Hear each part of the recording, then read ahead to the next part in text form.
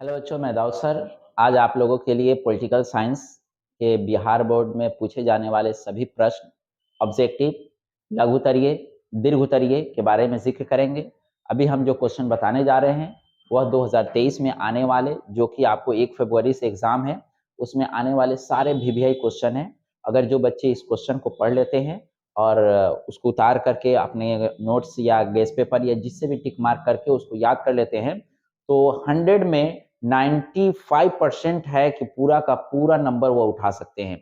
इसलिए आप लोग इस वीडियो को बहुत ध्यानपूर्वक समझिएगा, सुनिएगा और हो सके तो आप उस क्वेश्चन को नोट भी कर लीजिएगा। चलिए, हमारा ऑब्जेक्टिव शुरू होता है और ऑब्जेक्टिव का पहला नंबर है, योजना आयोग को भंग करने का कौन से आयोग, मतलब योजना आयोग को भंग करके कौन से आयोग को अपनाया गया था? तो नीति आयोग। बल्कि हम इसमें आंसर नहीं बताएंगे, ओनली फॉर क्वेश्चन बताएंगे। आंसर बताने का मतलब ही हो जाएगा वीडियो जो है वो बहुत लंबा चला जाएगा। इसलिए योजना आयोग को भंग करके कौन से आयोग की स्थापना की गई? दूसरा क्वेश्चन है, यूरो क्या है? तो यूरो एक प्रकार की मुद्रा है। कह रहा है, दक्षेस का पहला सम्मेलन किस देश में हुआ था? दक्षेस जो संगठन है, उस संगठन का पहला सम्मेलन कहाँ हुआ था? किस देश ने सुरक्षा परिषद में निषेध अधिकार और सर्वाधिक बार प्रयोग किया गया है? पांचवा प्रश्न है, राष्ट्रीय पंचायत किस देश की संसद है? वर्तमान में संयुक्त राष्ट्र संघ के महासचिव कौन थे? अंतर्राष्ट्रीय न्यायालय का मुख्यालय कहाँ है? तो ये सारे प्रश्न बहुत ही इंपॉर्टेंट प्रश्न है, इसलिए अब हम मैं टिक मार्क कर देते हैं। कह रहा कि राष्ट्रीय पंचायत किस देश के संसद है?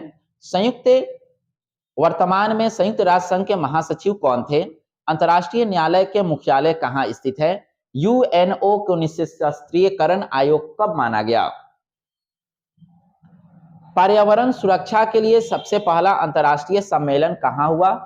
बंगाल कब अस्तित्व में आया था? मतलब बंगाल जो था, जब पाकिस्तान आपको अलग किया गया, बिहार से बंगाल को अलग किया गया, तो उस समय वो कब अस्तित्व में आया था? सर, ये बांग्लादेश है। बांग्लादेश कब अस्तित्व में आया था? तो पाकिस्तान से जब बांग्लादेश को अलग किया गया, तो उस समय यह बंगाल कब अस्तित्व में आया था, उसका सन बताना है।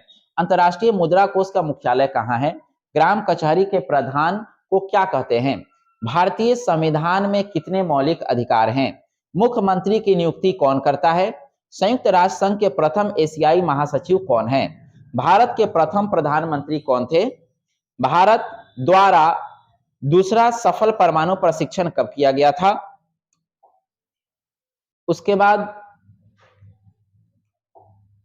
संविधान के किस अनुच्छेद में केंद्र और राज्य के बीच में विधायी संबंधों का उल्लेख किया गया है? संयुक्त राष्ट्र संघ के चार्टर कितनी धाराएं हैं? सीटीबीटी के प्रस्ताव संयुक्त राष्ट्र संघ के द्वारा कब स्वीकार किए गए? केंद्र में जनता पार्टी किस वर्ष सत्ता में आई थी? भारत की पहली महिला राष्ट्रपति कौन थी? पूना एक्ट किससे संबंधित है? सुरक्षा परिषद में अस्थायी सदस्यों की संख्या कितनी है? भारत में हरित क्रांति के जनक किसे कहा जाता है? 1885 में किस राजनीतिक दल की स्थापना की गई थी? ये प्रश्न आपको यहां इससे मिल जाता है। दक्षेस में कितने देश शामिल हैं? स्वराष्ट्र किस राज्य का अंग है? किस भारतीय राज्य की स्थापना संविधान के द्वारा की गई थी? बिहार विधान परिषद में सदस्य के कार्यकाल कितने वर्षों के होते हैं? भारत में वित्त आयोग के कार्यकाल कितने वर्षों के होते हैं? भारत संयुक्त राष्ट्र संघ के सदस्य कब बना? ये प्रश्न है। ये हमारे 32 प्रश्न हैं। अब चलिए हम चलते हैं 33 नंबर प्रश्न पर। 33 नंबर हमारा प्रश्न है कि संविधान द्वारा किस भाषा को राजभाषा का दर्जा दिया गया? संविधान सभा के अध्यक्ष कौन थे? किस वर्ष श्रीमती इंदिरा गांधी को आपातकालीन घोषित करना पड़ा? किस देश के संविधान विश्व का सबसे बड़ा संविधान है? भारतीय संविधान का कौन सा अनुच्छेद संयुक्त अधिवेशन नियुक्त कर देता है? भारतीय संविधान के 73वें संशोधन किसे कहे गए? राज्यसभा में मनोनीत सदस्यों की संख्या कितनी है? भारतीय संविधान के द्वारा कितने मौलिक अधिकार प्राप्त किए गए? भारतीय संविधान के किस अनुच्छेद के तहत राष्ट्रीय आपातकालीन लागू की गई? गुट निरपेक्ष देशों के प्रथम शिखर सम्मेलन कब आयोजित किए गए? भारत के लौह पुरुष के रूप में कौन जाने जाते हैं? यह बहुत इंपॉर्टेंट क्वेश्चन है। शिमला समझौता किस वर्ष हुआ था? जनता पार्टी के शासन में भारत के प्रधानमंत्री कौन थे? संपूर्ण क्रांति का नारा किसने दिया? भारत में मतदान होने की न्यूनतम आयु कितनी होती है? 1974 के रेल हड़ताल के नेता कौन थे? विश्व महिला दिवस कब मनाया जाता है? ये सारे वीवीआई क्वेश्चन है, बहुत ही इंपॉर्टेंट क्वेश्चन है। अब आता है कि अमेरिका के वर्ल्ड ट्रेड सेंटर पर हमला कब किया गया? बिहार की पहली महिला मुख्यमंत्री कौन थी? सार्क का मुख्यालय कहां स्थित है? 20 सूत्री कार्यक्रम किस प्रधानमंत्री के द्वारा संबंधित है? बराक ओबामा किस देश के राष्ट्रपति थे? चिपको आंदोलन से कौन संबंधित है? भारत की नई आर्थिक नीति की शुरुआत कब हुई थी? जय जवान जय किसान का नारा किसने दिया था? भारत में प्रथम पंचवर्षीय योजना कब लागू की गई थी?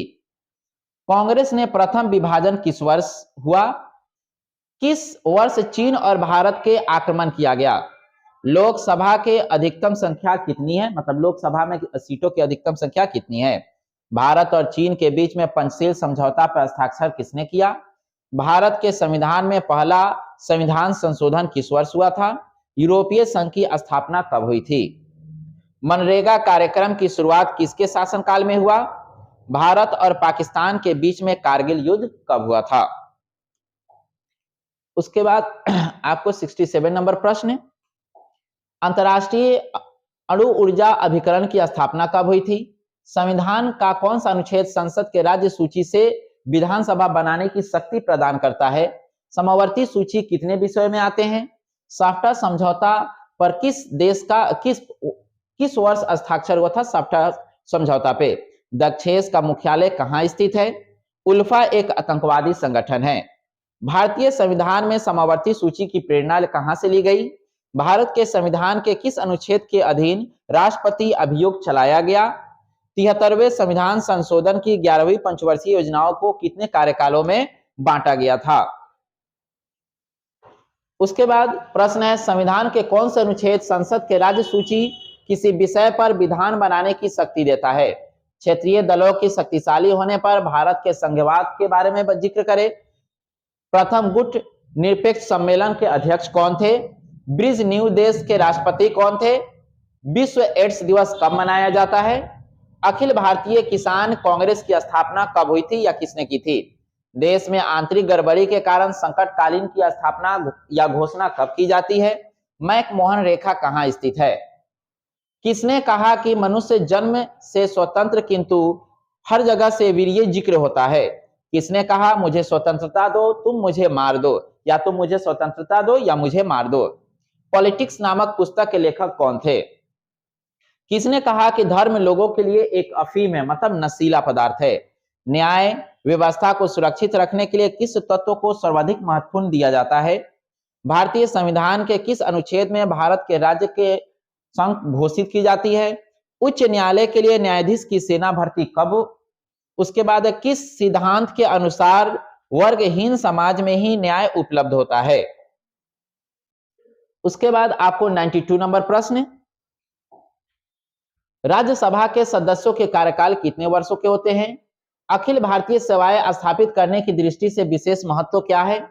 मौलिक अधिकार की अभिरक्षा कौन करता है? किस वर्ष में पश्चिमी राष्ट्रों के नाटो की स्थापना की गई? अंतर्राष्ट्रीय न्यायालय के मुख्य न्यायालय कहां अवस्थित है? अंतर्राष्ट्रीय अणु ऊर्जा के अभिकरण की स्थापना कब हुई थी? किसने कहा था कि शांति कायरो की सपना है? लोकसभा में बिहार के सांसदों की कितनी संख्या है? भारत में किस तरह के कार्यपालिका चलती है? किसने कहा था स्वतंत्रता हमारा जन्मसिद्ध अधिकार है? परंपरा सुरक्षा की नीति कौन से तत्व में आते हैं?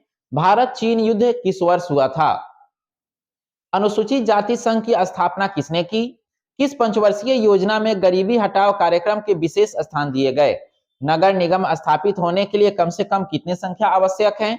ये सारे 106 प्रश्न हुए। चलिए 107 नंबर प्रश्न। 107 नंबर प्रश्न, दक्षेस का पहला सम्मेलन किस देश में हुआ था? कैबिनेट के मेहराब की आधारशिला किसने किया? देश की रक्षा करने का कर्तव्य किस कोटि को जाता है? ताशकंद समझौता कब हुआ था? शीत युद्ध के दौरान जर्मनी का एकीकरण कब हुआ था? विश्व बैंक की स्थापना कब हुई थी? IFM के कितने सदस्य हैं? यूरोपीय संघ के मुख्यालय कहां अवस्थित है? किस पृथ्वी सम्मेलन में पर्यावरण के विश्व और राजनीतिक केंद्र को लिया गया? योजना आयोग की स्थापना किस वर्ष की गई थी? संयुक्त मोर्चा की सरकार कब बनी थी? सुरक्षा परिषद के अस्थायी सदस्य संख्या के कार्यकाल कितने दिनों के होते हैं? वित्त विधायिका राज्यसभा में कितने दिनों को रोका गया? यूनिसेफ का मुख्यालय कहां स्थित है? 120 प्रश्न हुए। 121 नंबर, श्रीलंका के जातीय संघर्ष में भारतीय सीधे सीधे शामिल क्यों हुआ? भारत पाकिस्तान के बीच में 1948 के युद्ध का मुख्य विवाद क्या था?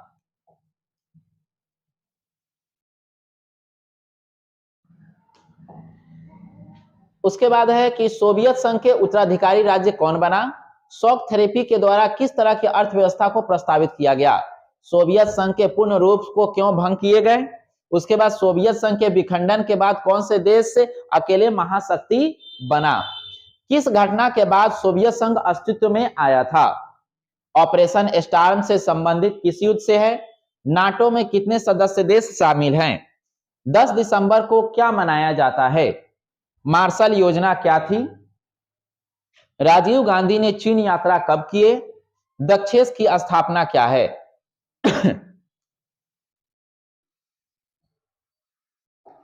गलवान घाटी कहां पे स्थित है? भारत संयुक्त राष्ट्र संघ के सदस्य कब बना? 2003 में अमेरिका ने किस देश पर आक्रमण किया था? राष्ट्रीय मानव अधिकार आयोग की स्थापना कब हुई थी? सिक्किम भारत का हिस्सा कब बना था? संयुक्त राष्ट्र संघ का सबसे बड़ा अंग कौन है? सेंटो की स्थापना किस वर्ष की गई थी?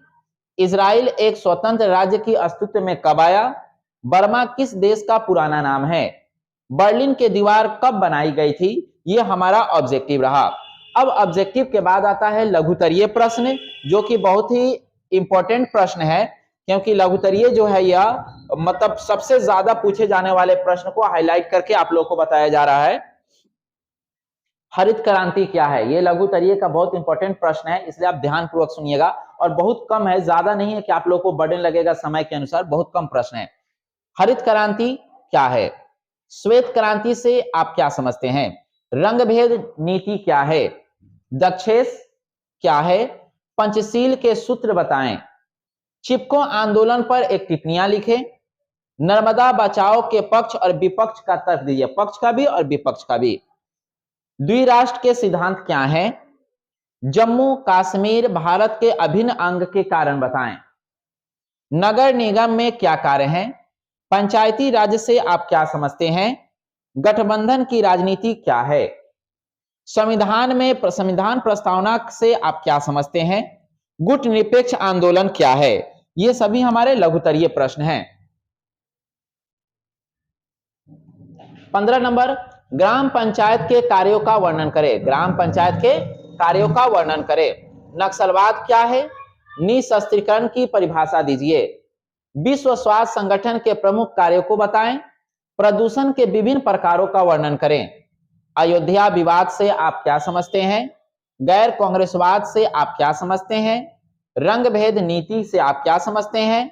शिमला समझौता से आप क्या समझते हैं? भूमंडलीकरण का तापक्रम क्या है? ये सारे बहुत ही इंपॉर्टेंट प्रश्न है सामने के। जल प्रदूषण से आप क्या समझते हैं? वैश्वीकरण के सकारात्मक प्रभाव के बारे में जिक्र करें। सांप्रदायिकता क्या है? ये तो बहुत इंपॉर्टेंट क्वेश्चन है। आसियाना विजन 2020 के मुख्य बातें लिखिए।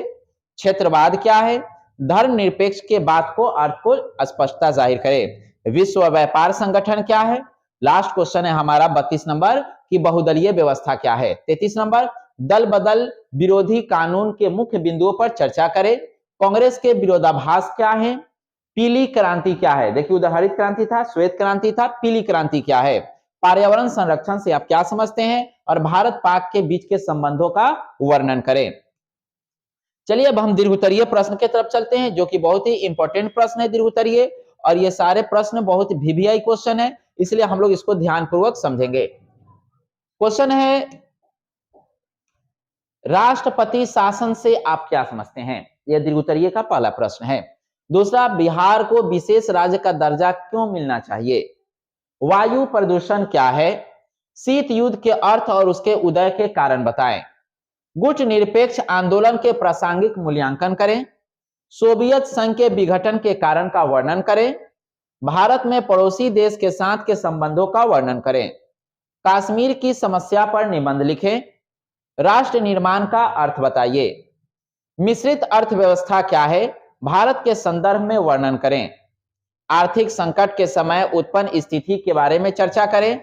भारत में सांप्रदायिकता पर एक संक्षिप्त टिप्पणियां लिखें। सर्वोच्च न्यायालय के गठन और क्षेत्र के अधिकार को प्रशिक्षण करें। राष्ट्रपति शासन से आप क्या समझते हैं, इसके बारे में जिक्र करें।